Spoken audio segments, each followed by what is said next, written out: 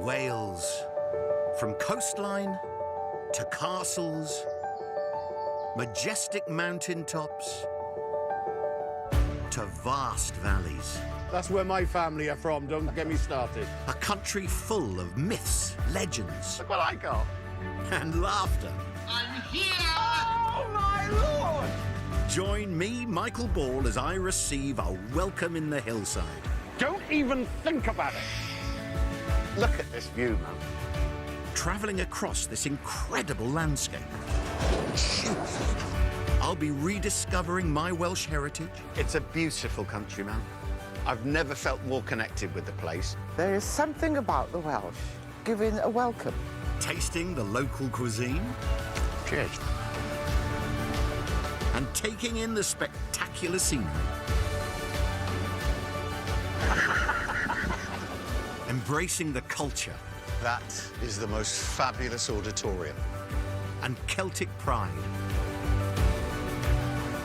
Calon Lan. In this wonderful land of song. There's something that makes you want to sing when you're up here. Marvellous. A lifetime's ambition is about to be achieved. Ah! Smashing history, it really is.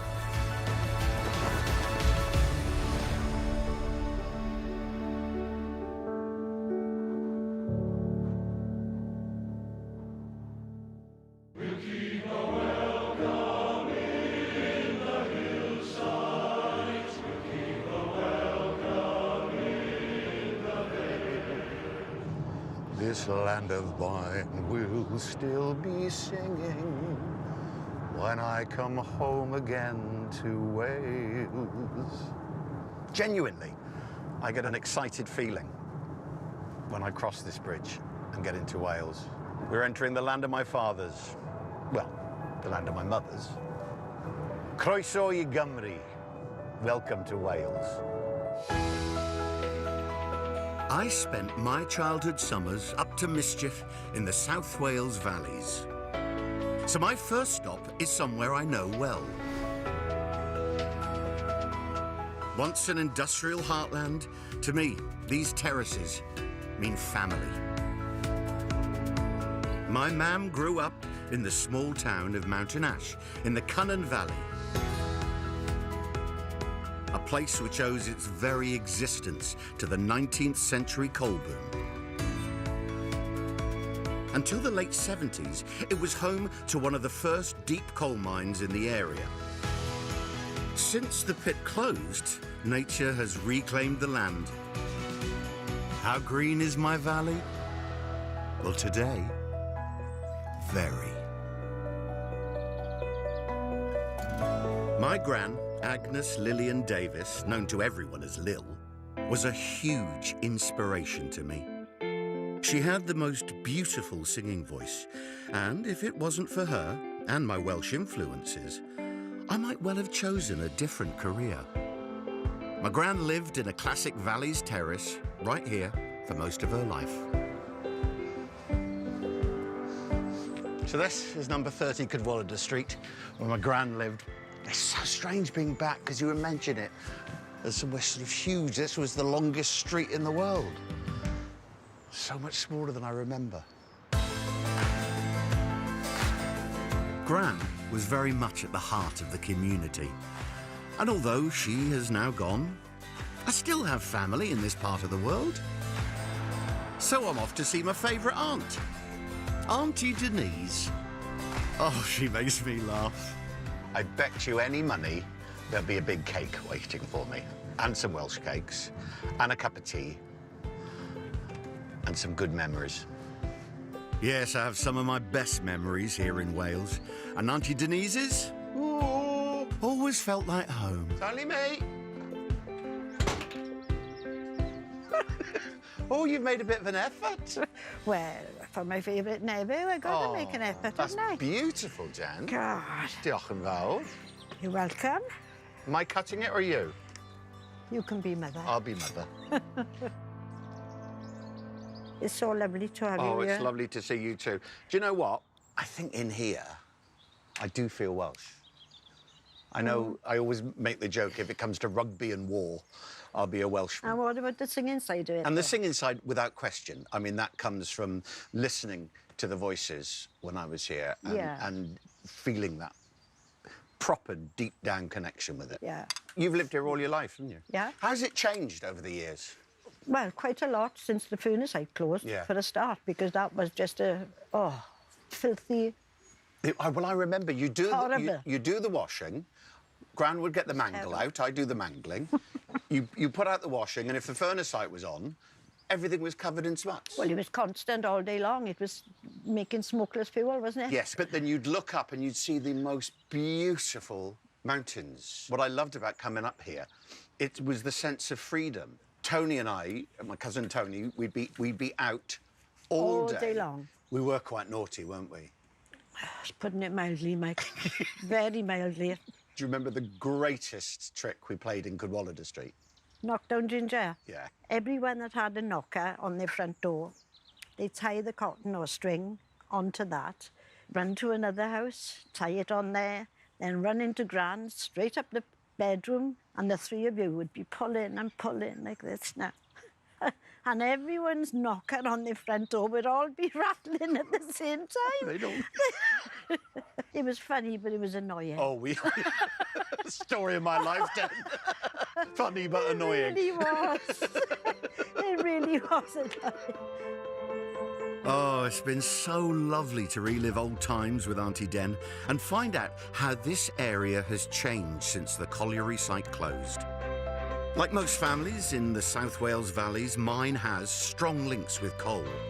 Auntie Den's other half, my beloved Uncle Tom, worked in the industry on the railways, and unbelievably, my grandfather started working down a mine when he was just 14 years old. I'd like to understand more about what working life was like for them. And there's a place I can do just that, in the next valley. Rhondda Heritage Park was once a working mine. Today, it's a visitor attraction. All the tour guides are former coal miners, including Tony Fiddler, who worked underground for nearly 20 years. This machine would be lowered in a cage holding plus 50 men. 2 decks on each cage, 25. Our first stop is the engine winding house, which was used to lower colliers into the mine shaft and winch coal up to the surface. I mean, it's amazing engineering, isn't it? This is Victorian engineering. It's absolutely brilliant. Yeah, yeah. And it still works. Yes. Originally, it would have been steam-powered. Just. It's huge, isn't it? Yeah. And it was working 24 hours a day. 24 hours a day, this would be going. So, how do we get down to the We'll go through this door now and we'll continue having a look around. Coming up, myself and Tony are heading deep underground. Very dark and apparently just as dangerous. Now, sometimes the ropes that control these cages do break. Don't say that as we're going down, Tone. It hasn't happened here for quite a while. Oh, that's good to know. So it's about you.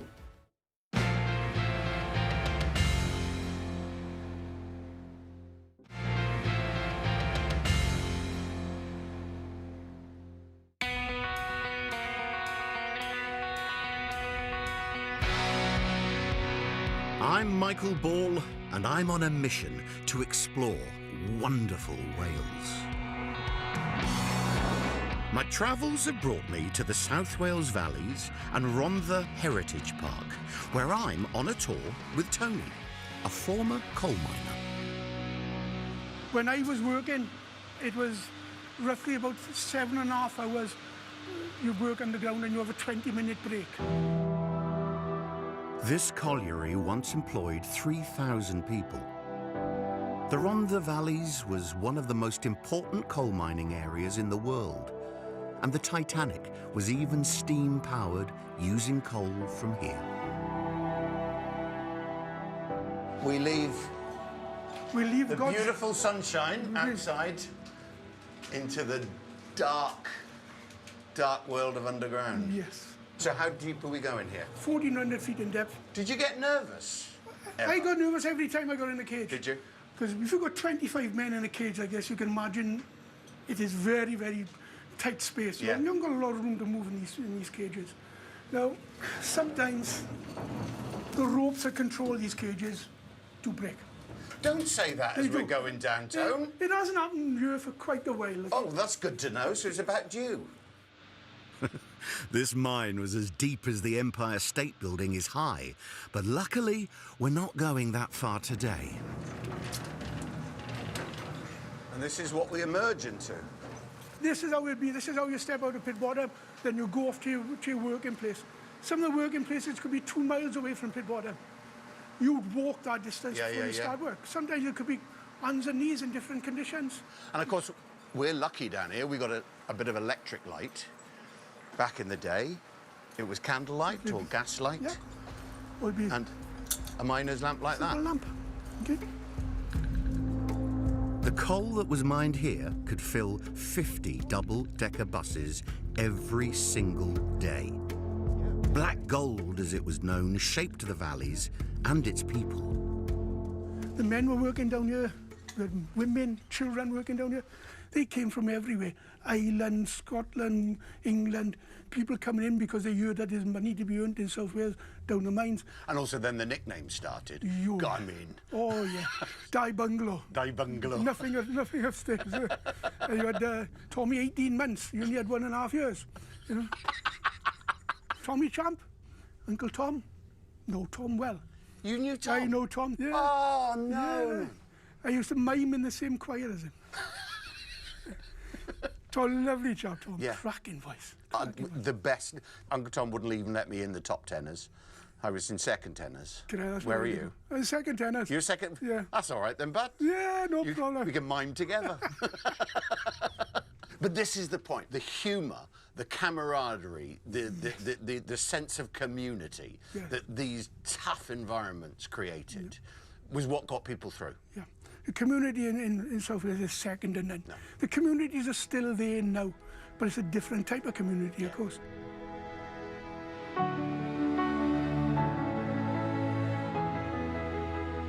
Whilst the Welsh valleys provided so much power to the rest of the world and that sense of community for families, it was also a tough and often dangerous landscape to grow up in. I'm heading towards the Taff Valley. So we're on our way now to a place that I've heard about all my life, but I've never visited. Aberfan.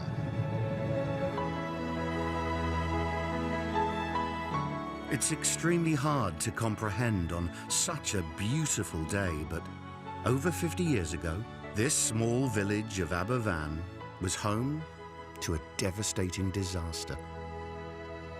28 adults and 116 children, seemingly safe in the local school, were killed due to a catastrophic landslide of coal waste.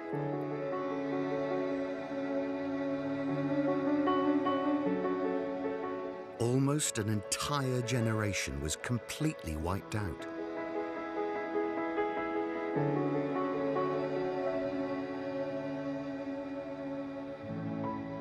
It's going to be a privilege to speak to Jeff Edwards, one of the very few survivors from that day. Hiya, Jeff. Hello, Michael. Good to see you. Welcome to Aberfan. Thank you. What an extraordinary, beautiful day. Glorious. A beautiful place with such a sad, sad history.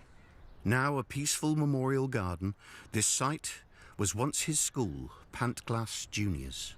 Are you able to recognise where the different classrooms were? Yes, the only actual part of this memorial garden that existed in 1966 was the far wall at the end of the memorial gardens. The rest of it was designed by major architects of the time and is representative of the classrooms within Pantglas School. The date was the 21st of October. It had been raining for weeks. One of the nearby coal waste tips was situated 100 feet high on the hillside above Jeff's school.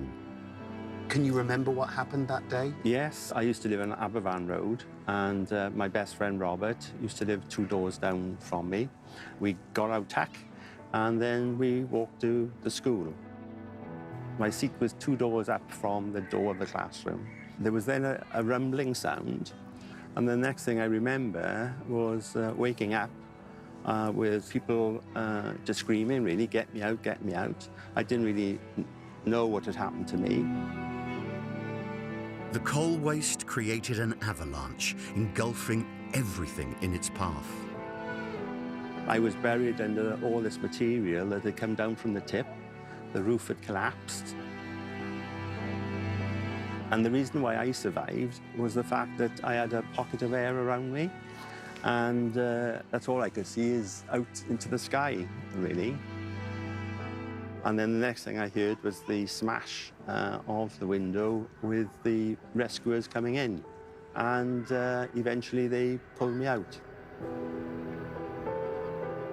The trauma of living through this disaster will be with Jeff forever. Robert, my friend, who I walked to school with that day, didn't return to his parents. And, you know, out of the 34 in our class, only 4 of us survived. So the impact on us was quite horrific, really. Yeah. That will be with us until we die. We'll never get away from it. You manage to cope with it, but you don't actually get over it. Why have I survived and others haven't? Yeah. And I think part of my life has been to make a difference to others. Jeff's been instrumental in creating Aberfann's beautiful memorial sites, enabling visitors to come here and reflect. All my life, I grew up hearing about this story and knew about it. But coming here, there is a sense of peace. It has reaffirmed my belief in this area. And the reason for that is the power of the community. I find this a very tranquil place. I do like coming here. I can reflect here of good times rather than the bad times. It's a privilege to be on this site and talking to you. It really is. Thank you. I'll never forget meeting Jeff and witnessing for myself the remarkable transformation that's taken place over the past 55 years in this area. And to have time to reflect on the Aberfan disaster and its appalling consequences. It's important we don't forget about those things and that we learn from them and we endeavour to never let them happen again.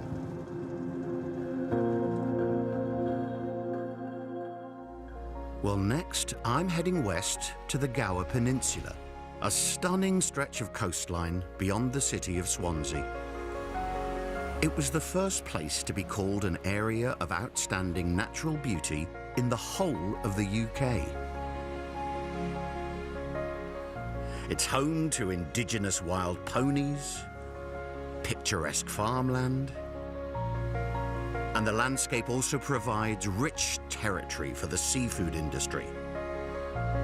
One of the jewels in its crown is Rhossili and its Worm's Head.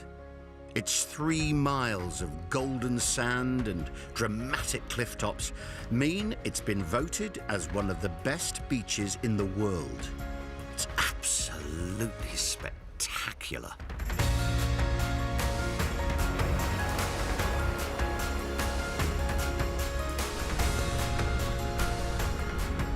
I'm hitching a ride to the Lougher estuary. Because not only is this area breathtakingly beautiful, it's also known for being the best spot for cockle picking in this part of the world.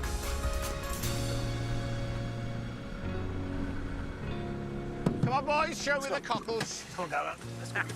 Meet the boys from Selwyn Seafoods. Dad Brian, his son Ashley, and his son Garen. 3 generations. What do I need? What do you need? One of these. Rake, riddle and bucket. Diolch. They're hoping to try and teach me the tricks of the trade. How do we know where there are any cockles? See these little holes here? Yeah. Right. There's a good chance there's something underneath there. Right. So starting very slowly. Like Yeah, that? that's a good way to learn. And then we're just going to scratch. a little bit of sarcasm going. So then we're just going to scratch the surface from left to right, just taking the cockles out, and then we're going to riddle it. Keep it away from you. Just, yeah, you're kind of losing the food there, so just shake it like my dad's doing. Look. Yeah. See how many he had? I know. I think you're a natural, boy. I You are a am, natural. Definitely. Do you want me to give me a job? Yep, absolutely. Can you sing? Everybody can sing out here because nobody can hear them. Yes. So, Everyone can sing, but not everyone wants to listen. When these little cockles will grow, Yeah. millions of them, little cockles, they spit up at the same time, and you can hear something. We say it's singing. yeah. So when you ask us the question, how do we know where the cockles are? They sing to us. And honest to God, you can ask any cockle gather on. And that's true. Yeah. So, Brian, Yeah? how long have you been doing this? Oh, my God, 52, 53 years? You came down with your dad? Yeah, and my mother. My mother used to pick them, and my father. What's the business like now? It's quite stable at the moment. Yeah. There seems to be quite a good European market for cockles, particularly in the south of Spain, for the tapas market in cans. yeah. So majority of the cockles in the UK and Europe end up in Spain, which does demand quite a high price for the fishermen. But we still don't go too far away from what we've always been taught, which is the local market. So we cook a small couple ourselves in our factory, sell them in our shop, and make sure the people of South Wales still get Penclough cockles readily available for them. Well, I remember the cockle man coming to Mountain Ash. That's right. That was my father. Was And it really? Yeah. So that's where it started, from a very small acorn or cockle. What a tig. Yeah, well, a tig. I can give you a job. You're a pro at it, boy. In the early 20th century, most of the cockle pickers here were women who would walk and sell them at Swansea Market. The method used to gather them remains the same and is apparently the secret to their flavour. See that meat? Yeah. That tastes like an oyster. It's so sweet. The saltness from the sea. A little bit of grit. A little bit of a little bit of grit, that makes it better. But it's something different now. Not many people eat them like that. No, why? That's the fall out the taste teeth, of the sea right there. Absolutely. Do you eat them raw? Never tried. No, You've never. Do you want to try? No, thank you. You stitched me up. No, lots of people have. Get off my side, then. Oh, they really were delicious. And it looks as if this family business is in very safe hands for future generations to come. Now I've found out how the local seafood gets gathered in these parts, I think it's time to learn how it gets cooked. The sacrifices I'm prepared to make for this programme. Oh, I've now got to go to Oxwich Bay to a Michelin-starred restaurant and have lunch. I mean, giving. It's all I do. The Oxwich Beach House is home to head chef Howell Griffith, who you might have seen on a TV show or two. He opened this restaurant in 2016 and has since won several accolades, including his first Michelin star. I've challenged him to make an award-winning dish using the cockles I collected earlier, along with other local ingredients. Time to find out what he's rustled up. How? Hello, how are you? I'm good, Ben. Excellent. What do we... Oh. Can I just say before we start? Yes, of course.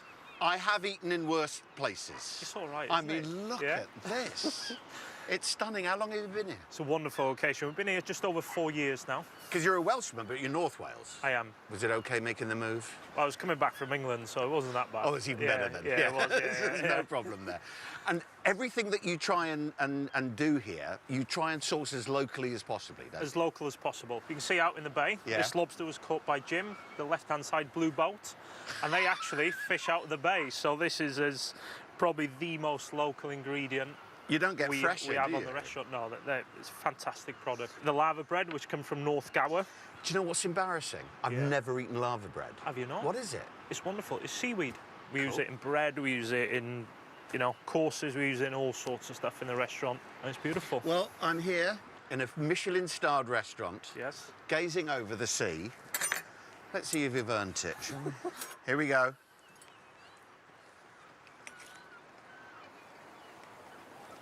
That's gorgeous. Good. What do you think of the lava bread? It's First lovely. time. It's not overpowering at all. Nice squeeze of lemon juice, so you got a bit of acidity. Kind of cleans it up as you eat. Yeah. Have you got any ketchup? No ketchup. I love it. I can't actually think of a more beautiful spot.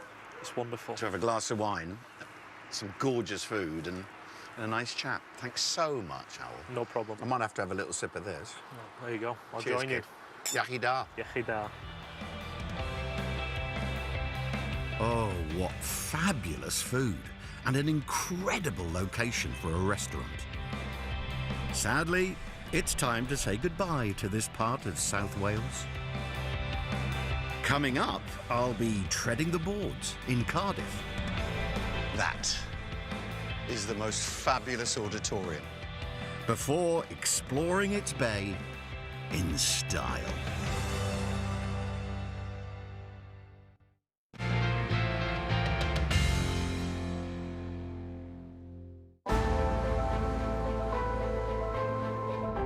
I'm Michael Ball, and I'm exploring my Welsh roots with a trip around this great nation. My travels have so far taken me to many of the best places South Wales has to offer.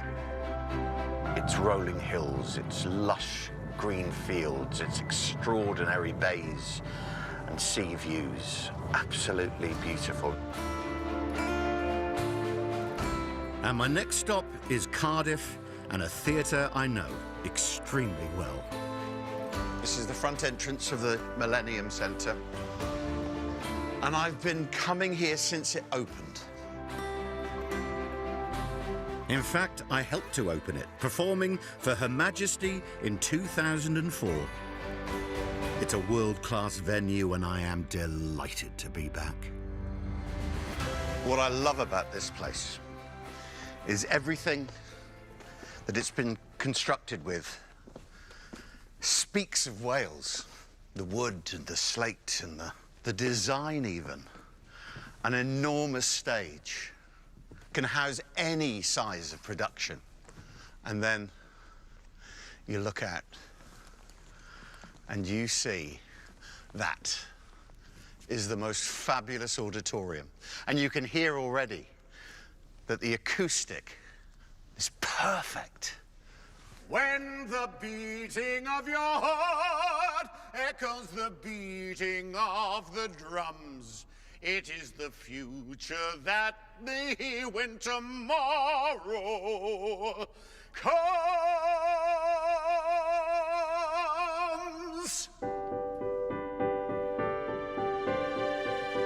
One of my biggest musical influences was my Welsh gran. She passed away when I was 22 and never got to see me perform here. But I wanted to make sure she would always have the best seat in the house. J17. My gran, Agnes Lillian Davis, an inspiration. What she wouldn't have given to be able to see me up on that stage singing would have been her proudest moment. But there's no one prouder of me than her daughter, my mum. And it's about time I checked in. Hi, darling. Hiya, Mum. You're right. Guess where I am? Where? I'm in Gran's seat at the Millennium Centre. No. Yeah. It's really been an extraordinary couple of days. Amazing going back up to Cadwallader Street, and then I went down a pit. You enjoyed that? Well, I did, but you know what? I wouldn't have wanted to work down one. It's another world, it really is. Absolutely. It's fantastic. I mean, I went cockle picking yesterday. Oh, we used to do that. Did you? Delicious. Did you eat them raw? No. I did. Well, of course you did, darling.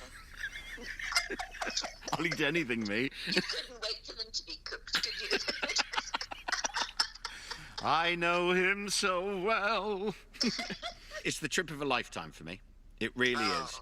I've never felt more connected with the place. Yeah, and do you know what? Definitely. I couldn't be more proud of the fact that I am. No. It's a beautiful country, man. I'm so glad you're enjoying it. I'm loving it. I really am. I'll talk to you soon. Have a good time. All right. Stay safe. God bless. Bye, sweetheart. Ta-ra now. Well, today the Millennium Centre is a central part of the Cardiff Bay skyline. But the adjacent dockland known as Tiger Bay is famous as the birthplace of the darling diva, Shirley Bassey. But she wasn't the only world-class export out of the docks. Cardiff Bay was once the biggest exporter of coal in the world. At its peak over 100 years ago, more than 10 million tons of coal left here in 1 year, making its way to every country in the British Empire. Its great success meant seafarers from around the world would arrive for work and settle here, like Gaynor Legal's grandfather, a Jamaican merchant seaman. Coal was king at that time, you know, the 19th century, and it fueled the empire. Gaynor was born and bred a stone's throw away in the area of Butte Town. All of this was dockland, with lots of to-in and fro-in, the trains coming down from the valleys full of coal and being loaded on the ships. We had a dry dock where ships came in to repairs. So it was really busy. So a really thriving area. Absolutely thriving. So Britain got its wealth because of the coal from the South Wales valleys and because of transporting that coal to the rest of the world.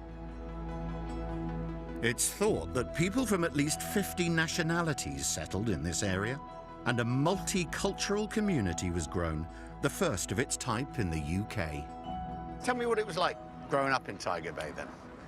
I have been accused of making it into this wonderland, this perfect place, but it was, in lots of ways, a perfect childhood. We felt safe, and we felt protected. We had all sorts of people living with us, amongst us, different religions, different cultures, and we just all... To a real melting pot. Absolutely, but we were friends. This is what I'm finding everywhere I go in Wales. The sense of community, the sense of looking out for each other. It seems really strong and really important here. I think it is, and that was the reputation. Yeah. I think because Tiger Bay and the people in it were seen as different and alien, they gathered together and supported each other.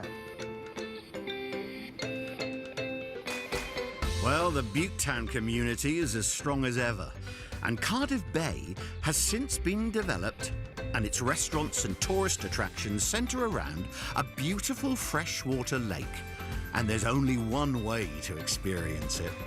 Sam! Michael, how you doing? How are you? You right? The developments have led to fresh employment opportunities, and for Sam Hartley, that means boat trips. When did the regeneration of the bay start?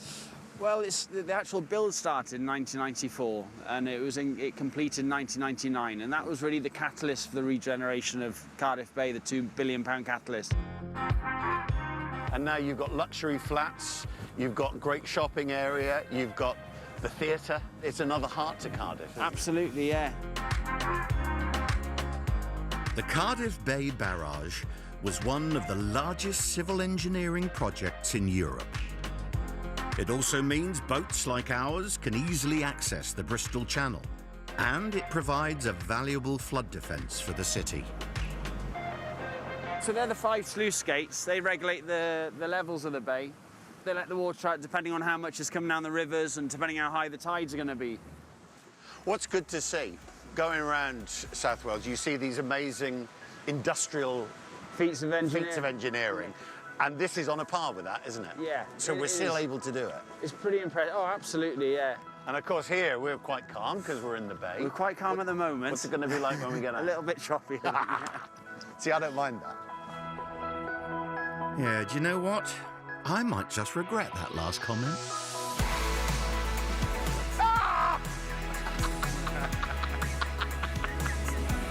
Come to Wales, they said. We'll have a gentle wander round. I'm getting soaked, man.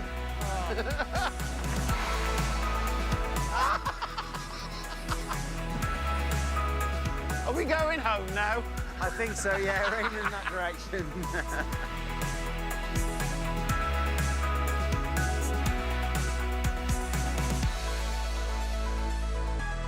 Well, that was an exhilarating trip in every sense of the word. I'm soaked right through to my pants. I did tell you to bring all the full water. Yeah, Bruce, well, but, you know, you're right. Where's my agent? And coming up, I'm heading to the stadium to reminisce about its opening with a Welsh rugby legend. It just felt like all roads led to a new chapter. Yeah. And joining me in song, well, it's the Treorchy Male Voice Choir.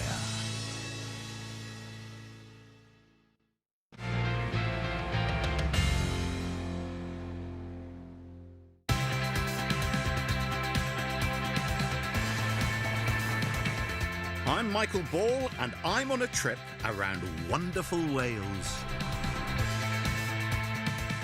When you think of Wales, you think of rugby. And when you think of rugby, you think of Cardiff's impressive stadium. Wales forever! Wales forever! Wales. I was lucky enough to perform at the official opening over 20 years ago at the Rugby World Cup.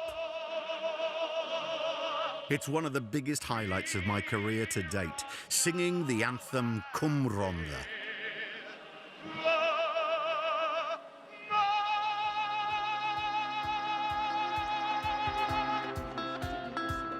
I'm catching up with Welsh rugby legend Colin Jarvis. On that day, Wales played Argentina, and his performance almost certainly outshone mine. I'll never forget that day because I was lucky to be part of the opening ceremony, get to sing Bread of Heaven. The atmosphere in that stadium was unlike anything I'd seen before or seen since. It was electric. And you go and score the first try. Yeah, I think, I can't remember how many Argentinians I ran round on that day, but it just felt incredible. And that, you know, right from that minute we walked down that tunnel, I remember just thinking, today is going to be amazing. Yeah. And to have such a wonderful stadium, you know, and opening the Rugby World Cup 1999, it just felt like all roads led to a new chapter. Yeah. The Principality Stadium is one of Wales' most iconic buildings. Its retractable roof is the largest in Europe. For Welsh rugby fans, it's our Colosseum, our alternative cathedral. It's a place of worship. What do you think it is about rugby that is so important to the people of Wales? It's not just the national sport, it's almost the national religion. We have a mining history, a farming history, docks, steel industry. You know, there's a lot about Wales that is difficult, is tough. So it creates a different breed of person. And I think if we can reflect that in our rugby team, you know, you have to roll up your sleeves, you're going to get dirty, and you're going to bleed, you know, and you have to do it together. And I think it was that camaraderie and the values that builds within your team that is why Wales love rugby so much. Yeah. I have one more thing for you. What's that? Our good friends at the Welsh Rugby Union are providing you with a lovely jersey. Oh! And what they've knocked up for you? Oh, don't! Number 5. There you go. Thank you so much, Scott. That's amazing. Thank you so much for this.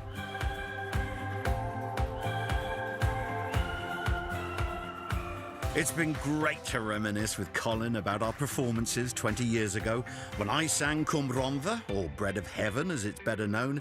And before I can leave South Wales, there's one final thing I need to do. I'm at Cyfarthfa Castle in Merthyr Tydfil to meet Gareth Evans, one of the original members of the infamous Treorchy Male Voice Choir. Well, this is a nice spot, Gareth. It's beautiful, isn't it? Look at it. So, Treorchy Male Voice Choir, Yep. coming up to its 75th anniversary. That's it, yeah. October the 16th, 1946, that's when it all started. It's something that we're so proud of. What is lovely about the choir is it's taken the boys literally all over the world. The first Welsh choir to sing in the Sydney Opera House. Well, funny you should mention Australia. I walk into the foyer of the hotel. Yeah. And we're in Brisbane. Yeah. We're like, couldn't get further away, and there you all are.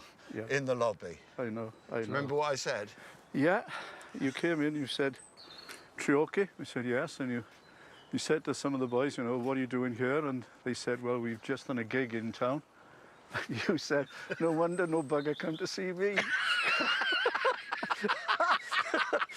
How do I compete with you boys? Moments like that we'll carry forever in our memories, you know, highlights of meeting people such as yourself, being in places in different parts of the world because we're there because we're representing Treorchy. Yeah. You can't buy it. Well, we're going to get a chance to sing together again.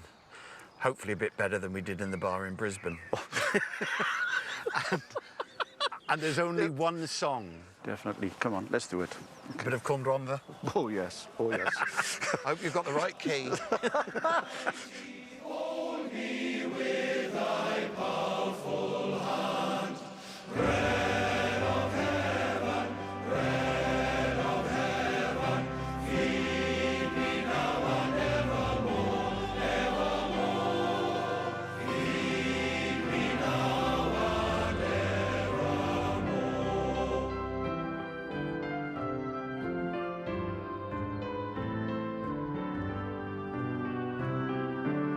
Open thou the crystal fountain, whence the healing stream shall flow. Let the fiery, cloudy pillar lead me on my journey through. Strong deliverer, strong deliverer, be thou still my strength and shield. Be thou still my strength and shield.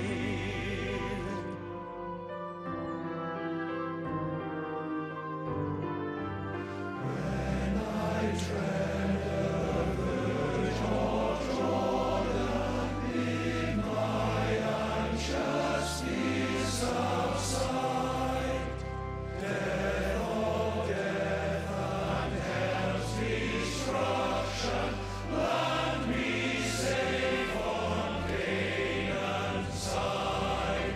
Songs of praises, songs of praises, I will ever give to thee.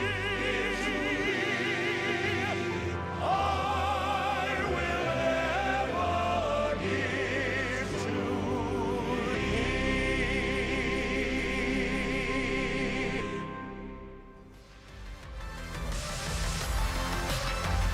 Fabulous stuff. Well, Michael is back next Friday night at 8. God's Own County puts on a festival of food and farming like no other. Spend today at the Great Yorkshire Show next Wednesday and Thursday at 8. Next tonight on Channel 5, we're pulling the plug to reveal the secrets and stories of a Scottish spectacle, Draining Loch Ness. Brand new in just a moment.